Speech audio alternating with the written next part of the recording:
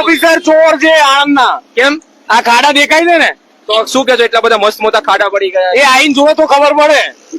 Chief officer એક number નો ચોર છે.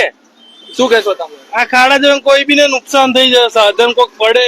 અત્યારે તો ખાડામાં તંત્રની ઘોર બેદરકારી સામે આવે છે કે અત્યારે આ ખાડા છે, અમારી ગાડીને નુકસાન થશે તો જવાબદાર કોણ છે, એ આપણો સવાલ છે. એની અંદર આ રોડનું ધોવાણ થઈ ગયું છે, એનો જવાબ કોણ આપશે? તંત્રના આપણે જે ટેક્સ ભરીએ છીએ એ ટેક્સના રૂપિયા જાય છે કે આપણે? બરાબર.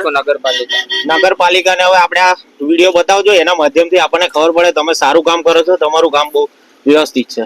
રિક્ષા લઈને પસાર થાવ છો, કેવી સ્થિતિ આમ કે ખાડા તો એટલા બધા છે, એની કોઈ વાત જ નહીં છે. કે જયારે જોઈએ છે કે નાનો ખાડો હોય છે એ મોટા થઈ જાય છે, પછી કોઈ ભરતું નહીં. કે ભાઈ નાના ખાડા કેવું કે ખોદી મેલ થાય છે, ભાઈ ચોમાસું આવે તારે જ ખોદાય છે. બાકી આડે દિવસ તો કોઈ પૂછતું નહીં, ચોમાસાના ટાઈમ પર જ ખોદવાનું ચાલુ કરે છે. આડે દિવસ તો કોઈ એવું ને એવું જ પડી રહે છે. બરાબર છે, આ બધું તમે આ કરો છો, પણ જે કરવાનું છે એ કરો. કે પબ્લિક કઈ રોડ ઉપર હેડે છે, કઈ આકાશમાં નહીં હેડતી.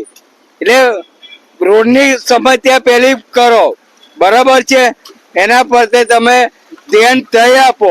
ખાડા જોડે બીજેપી ના લીધે આટલા ખાડાઓ મળે છે. મને એવું લાગે છે અહીંયા રોડ રિપેર કરેલો છે, ગટર ગેરેજ નાખેલું છે, છતાં અહીંયા રોડ એટલો સારો કર્યો નથી.